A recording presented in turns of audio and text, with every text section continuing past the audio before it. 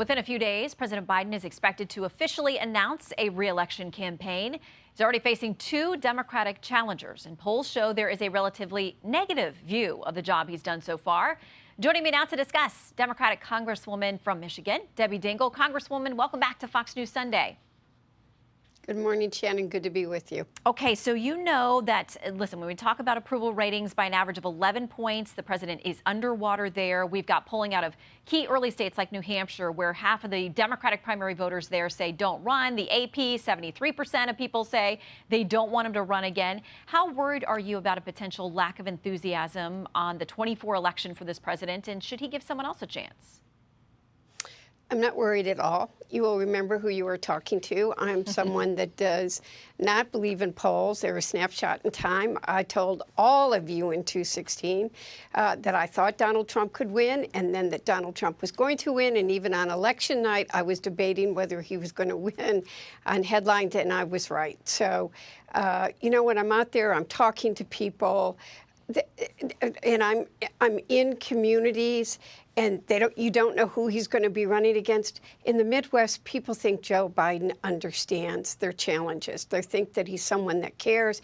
And when we are in the midst of a campaign, I think you will see strong enthusiasm and passion for the outcome of the election next year. So one of the things he's got to deal with here domestically, we were just talking about, is the debt ceiling. And he had said absolutely no negotiations over that. And then there was a conversation about, well, we need to see the House GOP budget. He's got that now from the speaker laying out a plan. Senator Joe Manchin says it's time to get moving. Here's what he says.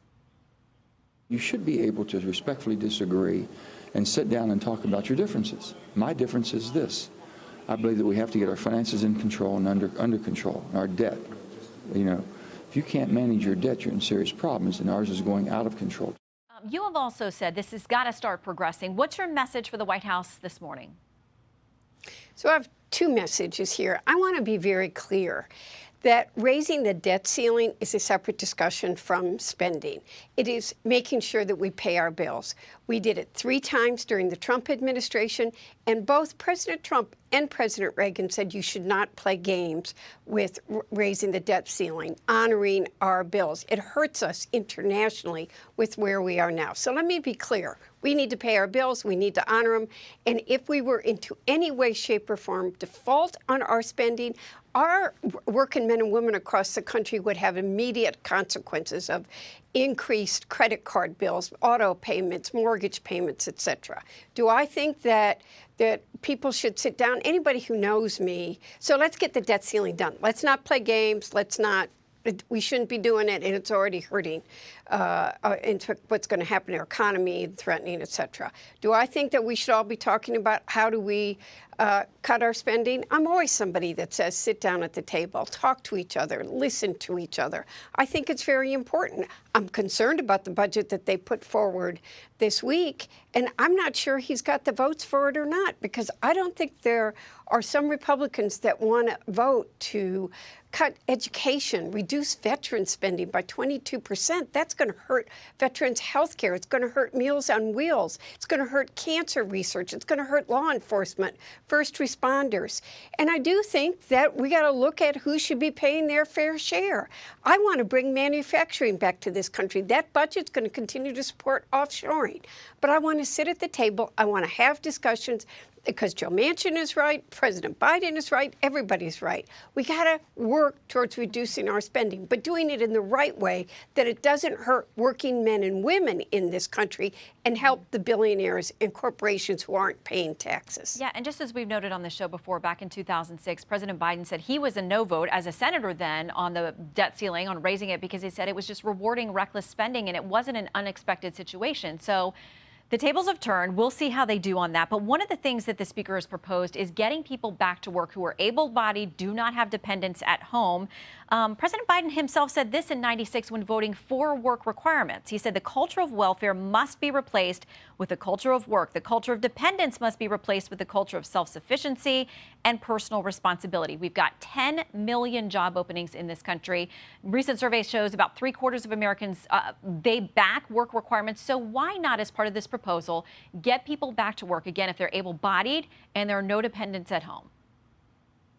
So I do want to see people get back to work if they can. We do have job openings, but I want to talk about the challenges that people are facing in the workforce. You just talked about it. And, you know, women are the ones that left the workforce during COVID more than anybody.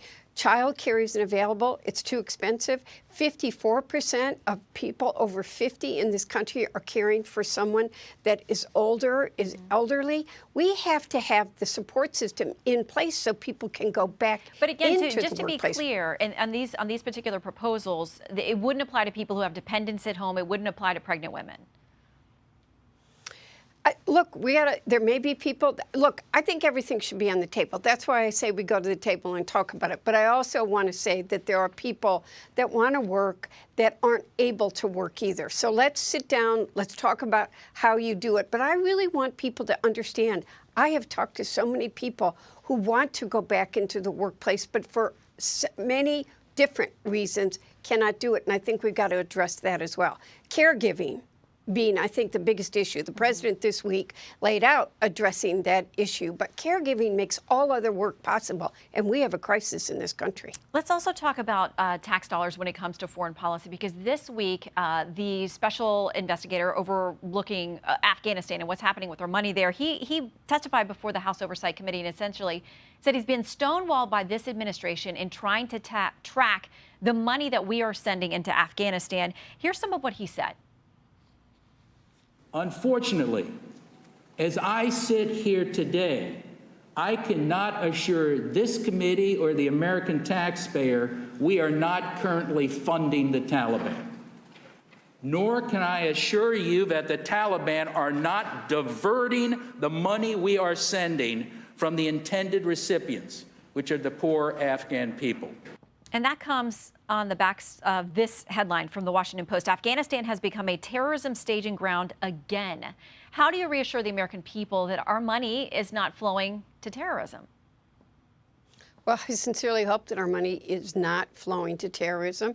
I think the Pentagon's got to do a better job of showing us that that is not happening, but I am worried about, I've spent so much of my career trying to help the women in Afghanistan, and what is happening to them now makes me so devastated that we need to ensure that those dollars are going where they're intended to do in a way that we can get them there. And I think we need to ask questions and get answers, but we have a lot of people in Afghanistan that helped us as Americans when we were there, and we need to be helping them. Yeah, and especially getting those out that we're counting on that promise. I want to ask you about a whistleblower that came forward this week to Democrats and Republicans in Congress, a longtime supervisory agent in the IRS, saying essentially they have information that there may be political problems going on with a potential case there.